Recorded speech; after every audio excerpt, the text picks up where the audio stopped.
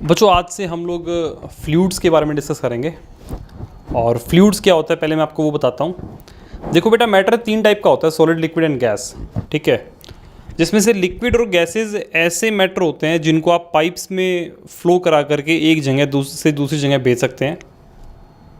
ठीक है, तो बेटा ऐसी चीज़ जिसको आप फ्लो करा करके एक जगह से दूसरी जगह भेज सकते हो, मतलब जो भी मैटर फ्लो कर सकता है उसको बोलते हैं फ्लूइड्स। ठीक है, तो बेटा ये एक कंप्लीट चैप्टर डिस्कशन रहता है क्लास 11th के अंदर। हमें यहाँ पे फ्लूइड्स के कुछ बेसिक्स के बारे में डिस्कस करना है। तो सबसे पहले मैं आपको थ्रस्ट और प्रेशर के बारे में बताऊँगा। ठीक है, जैसे मान लो थ्रस्ट की बात करें तो थ्रस्ट क्या होता है। जैसे मान लो बेटा ये कोई टेबल है और इस टेबल पे कोई m मास का ब्लॉक रखा है। ठीक है, तो बेटा यहाँ पे जो फोर्स लगेगा ना वो इस सरफेस के परपेंडिकुलर लगेगा। इस फोर्स को हम बोलते हैं थ्रस्ट। ठीक है, और इस थ्रस्ट की यूनिट होती है बेटा न्यूटन। ठीक है, और बेटा नेक्स्ट टर्म है प्रेशर। प्रेशर क्या होगा कि यहाँ पे फोर्स लगने से इस पॉइंट पे, इस सरफेस पे कुछ प्रेशर क्रिएट होगा और ये प्रेशर क्या बनेगा, फोर्स अपॉन एरिया। ठीक है, मतलब force acting per unit area is pressure और इसकी यूनिट क्या होगी, पास्कल। ठीक है, लिखो इसको।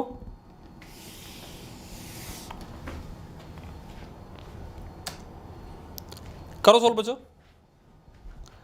देखो यहां पे हमें ना इस ब्लॉक का मास 5 kg गिवन है। ठीक है, और इसके डायमेंशंस भी गिवन है। आपसे पूछा है कि प्रेशर क्या रहेगा दो केस में। एक केस में तो बॉडी को इस वाले सरफेस पे रखा है और दूसरे केस में बॉडी को इस वाले सरफेस पे नीचे रखा है। ठीक है, तो बेटा प्रेशर बनेगा फोर्स अपॉन एरिया, और ये 5 kg की बॉडी है तो फोर्स तो बनेगा 50, और एरिया की बात करेंगे तो बेटा 20 सेंटीमीटर ये और 10 सेंटीमीटर ये, तो ये बन जाएगा 20/100 इंटू 10/100। ठीक है, तो 2 0 से 2 0 कैंसिल, ये बन गया 5000/2 इज इक्वल्स टू 2500 पास्कल। बात क्लियर है। और वहीं में ये तो बात होगी केस नंबर 1 की।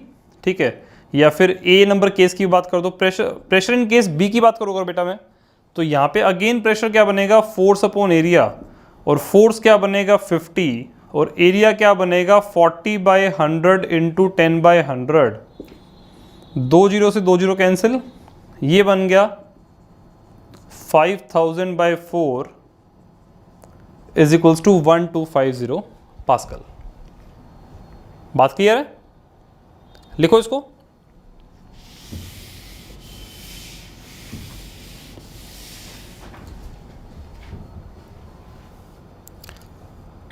करो सॉल्व। देखो बेटा एक ऑब्जेक्ट का वेट ऑन अर्थ जो दे रखा है ना वो 10 न्यूटन दे रखा है। आपसे पूछा है कि वेट ऑन मून कितना होगा, तो बेटा इसका एक्सप्रेशन ऐसा बनेगा और यहां से आंसर क्या बनेगा 10/6 न्यूटन के बराबर। बात क्लियर है, लिखो इसको।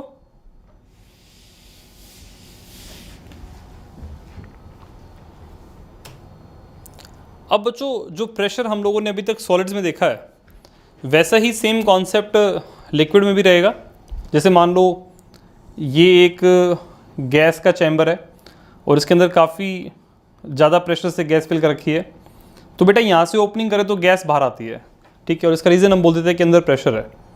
ठीक है, सिमिलरली मान लो यहाँ पानी हो और ये ऊपर से ओपन हो, हम यहाँ से ओपन कर दें तो लिक्विड फ्लो करता है, and this is all again due to pressure. ठीक है ना, बात क्लियर है। तो बेटा हम फ्लूइड्स के प्रेशर का डिस्कशन करेंगे और वो कैसे रहेगा मैं आपको बताऊंगा। एक बार आप लिखो इसको।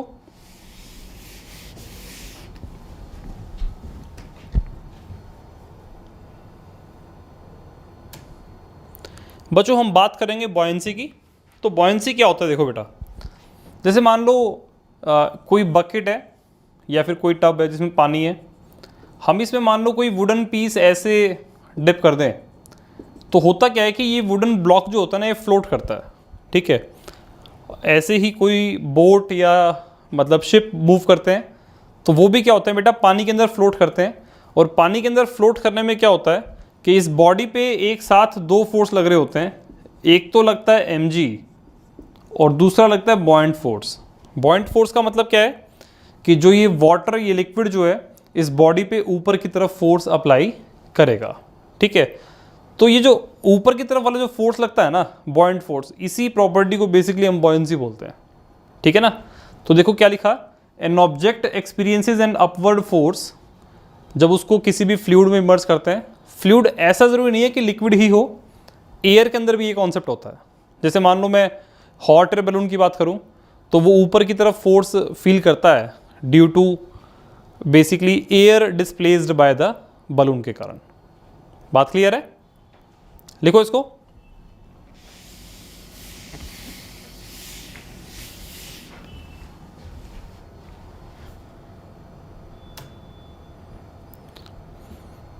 अब बच्चों हमें ये बात सीखनी है कि एक बॉडी जो है वो कब तो फ्लोट करती है और कब सिंक करती है। जैसे मान लो ये एक कोई कंटेनर है and this container has some liquid, और इसमें बेटा ये कोई एम मास का मान लो ऑब्जेक्ट है।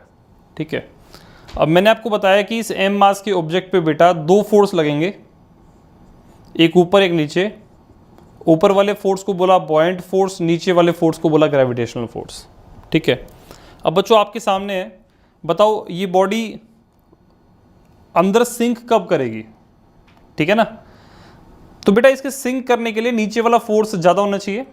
ठीक है, जब नीचे वाला फोर्स ज़्यादा होगा और ऊपर वाला फोर्स कम होगा तो ये बॉडी क्या करेगी, अंदर सिंक कर जाएगी। ठीक है, तो देखो क्या लिखा, if gravitational force acting on the body is greater than up thrust, तो उस केस में बॉडी सिंक करेगी। और ऐसा केस कब होता है? ऐसा केस होता है जब density of body density of liquid से या फिर फ्लूइड से ज़्यादा होती है। बात क्लियर है? और वहीं बेटा फ्लोटिंग की कंडीशन के लिए तो बेसिकली ग्रेविटेशनल फोर्स जो होता है जब अपथ्रस्ट से कम हो, ठीक है ना, या फिर उसके बराबर हो, तो उस केस में बॉडी फ्लोट करती है। और इस केस में क्या होगा कि डेंसिटी ऑफ बॉडी जो होती है ना वो less than density of fluid रहती है। ठीक है, तो आपको एक तो ये कंडीशंस याद करनी है, यहाँ से लेके यहाँ तक और यहाँ से लेके यहाँ तक। ठीक है, कि कब बॉडी सिंक करती है और कब बॉडी फ्लोट करती है। और ये फोर्स वाला कॉन्सेप्ट तो क्लियर होना ही चाहिए। ठीक है ना, जब नीचे वाला फोर्स ज़्यादा तो बॉडी डूब जाएगी, और जब ऊपर वाला फोर्स ज़्यादा तो बॉडी फ्लोट करेगी। ठीक है, लिखो इसको।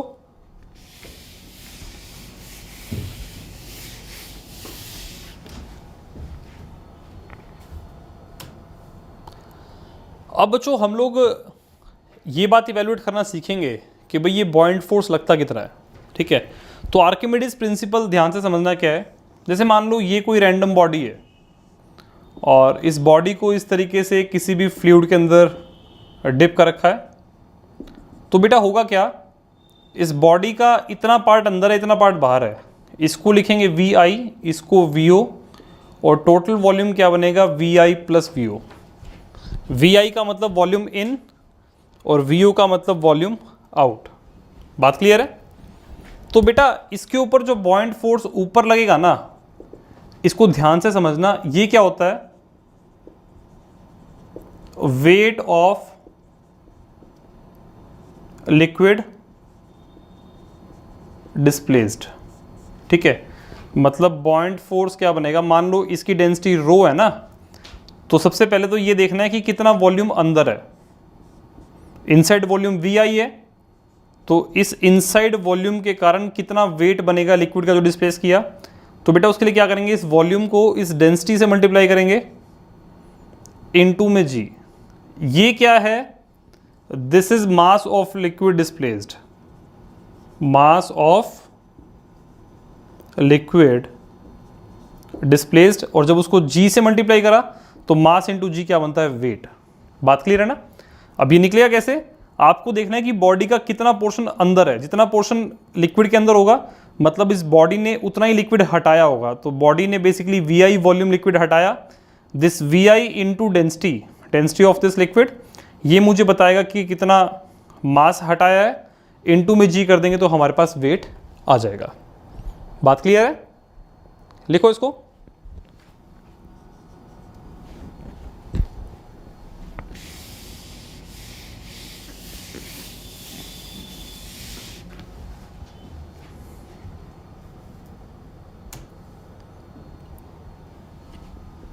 करो सॉल्व। देखो क्वेश्चन क्या कहता है, हमारे पास एक स्फीयर है और इस स्फीयर का 50% वॉल्यूम अंदर है, मतलब v/2 अंदर और v/2 बाहर, ठीक है, और इसकी डेंसिटी कितनी है, सिग्मा। आपसे डेंसिटी ऑफ लिक्विड पूछा, मैं कहता हूं मान low density of liquid x है, तो बेटा सबसे पहली बात तो देखो बॉइंट फोर्स कितना होगा, बॉइंट फोर्स होगा इस वाले वॉल्यूम के हिसाब से, मतलब v/2 multiply by density of liquid into G, और ग्रेविटेशनल फोर्स क्या बनेगा, पूरे का वॉल्यूम इनटू बॉडी की डेंसिटी इनटू में जी। बात क्लियर है? दोनों को इक्वेट किया तो v sigma G is equals to v/2 into X into G, तो यहां से x क्या बनेगा, 2 सिग्मा। बात क्लियर है? क्योंकि क्वेश्चन में कह रहा है कि बॉडी फ्लोट कर रही है ना, तो फ्लोट करने के लिए जितना फोर्स ग्रेविटेशन का होगा उतना ही फोर्स बॉइंट फोर्स का रहेगा। ठीक है, लिखो इसको।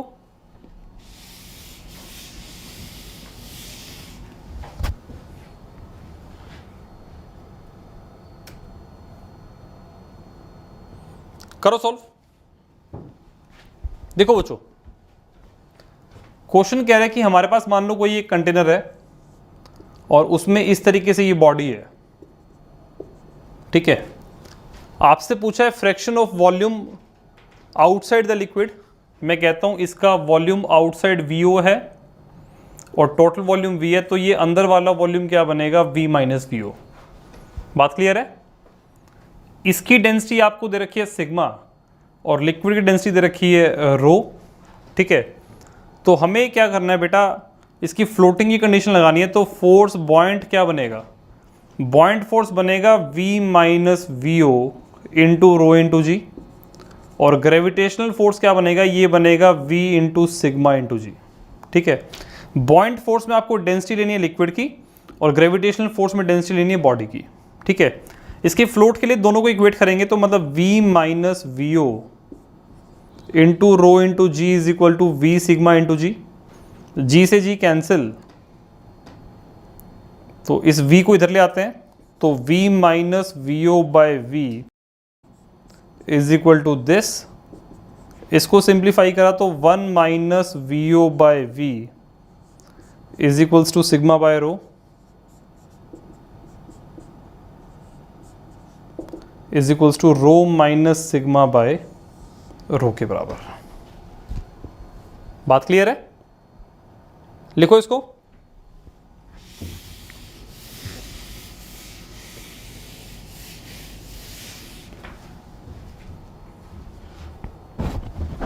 बच्चों अब हम बात करेंगे रिलेटिव डेंसिटी के बारे में। और रिलेटिव डेंसिटी बेसिकली एक बॉडी की डेंसिटी को मेज़र करने का ही तरीका है, पर वो मेज़र होता है बेटा वाटर के रिस्पेक्ट में, ठीक है ना। तो रिलेटिव डेंसिटी किसी भी सब्सटेंस की डिफाइंड कैसे होती है, density of that substance divide by density of water, ठीक है ना। अब बच्चों देखो, इसकी यूनिट जब किलोग्राम पर मीटर क्यूब लिखेंगे और इसकी भी किलोग्राम पर मीटर क्यूब रखेंगे, तो इससे ये यूनिट कैंसिल हो जाएगी।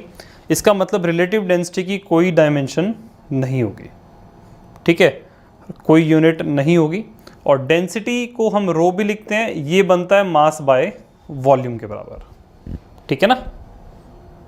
अब मास की यूनिट किलोग्राम, इसकी मीटर क्यूब तो यूनिट किलोग्राम पर मीटर क्यूब, इस तरीके से बन जाएगी, ठीक है। लिखो इसको।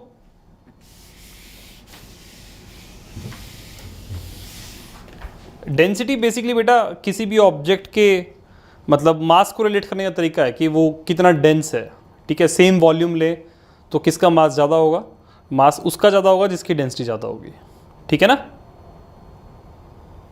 करो सॉल्व। देखो बेटा, रिलेटिव डेंसिटी ऑफ सिल्वर की बात करें तो वो बनेगा density of silver bye density of water, ठीक है। तो रिलेटिव डेंसिटी का वैल्यू बनेगा 10.8 and density of silver bye density of water is 10⁻³ kilogram पर मीटर क्यूब। तो डेंसिटी ऑफ सिल्वर, रो लिखा है मैंने, ये बन जाएगा 10.8 इंटू 10⁻³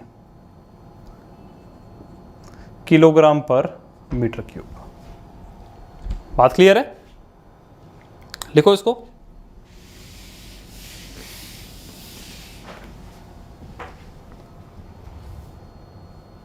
करो सॉल्व। देखो, आपको एक ऑब्जेक्ट के बारे में बता रखा है कि उसका मास है बेटा 50 ग्राम्स और उसका वॉल्यूम दे रखा है 20 सेंटीमीटर क्यूब। तो यहां से डेंसिटी क्या बनेगी? मास बाय वॉल्यूम, मतलब 2.5 ग्राम पर सेंटीमीटर क्यूब। बात क्लियर है? और डेंसिटी ऑफ वाटर क्या बनेगा? 1 ग्राम पर सेंटीमीटर क्यूब। अब बेटा बॉडी सिंक करेगी या फ्लोट करेगी, वो इस डेंसिटी और इस डेंसिटी के ऊपर डिपेंड करता है। ठीक है, आप देखो यहाँ पे सब्सटेंस की डेंसिटी 2.5, पानी की डेंसिटी 1, तो किसकी डेंसिटी ज़्यादा है? इस ऑब्जेक्ट की। और इस ऑब्जेक्ट की डेंसिटी ज़्यादा होगी तो density of substance is greater than density of water. और ऐसे केस में बॉडी क्या करती है? सिंक करती है, मतलब डूब जाती है। बात क्लियर है? लिखो इसको।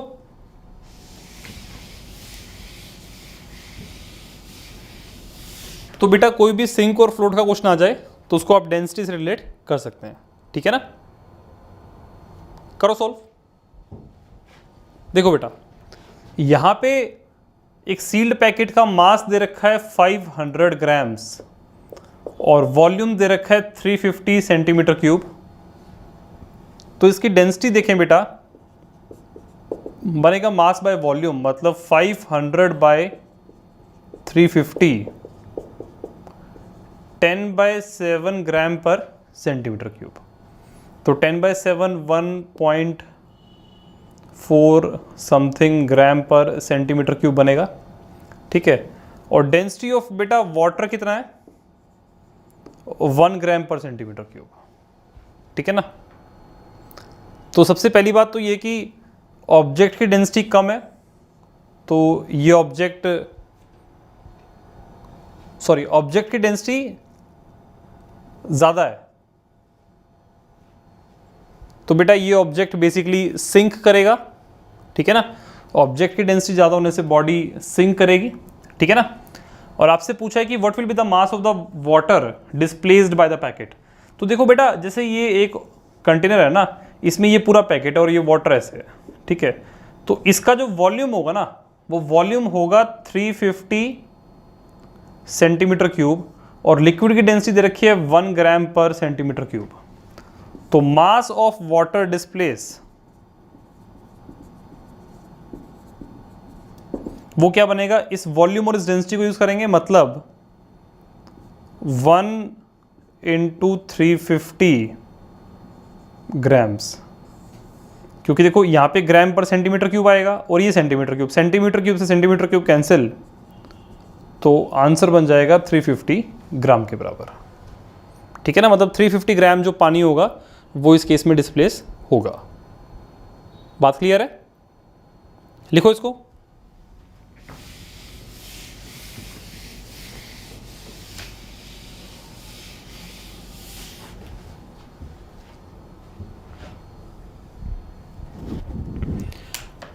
ठीक है बच्चों, हम लोगों ने चैप्टर कंप्लीट किया। आप लोग बुक से इसको रीड करो और अपनी एनसीईआरटी और रेफरेंस बुक दोनों को सॉल्व करो। नेक्स्ट चैप्टर हम नेक्स्ट क्लास में कंटिन्यू करेंगे। ठीक है बेटा, काफ़ी आज के लिए।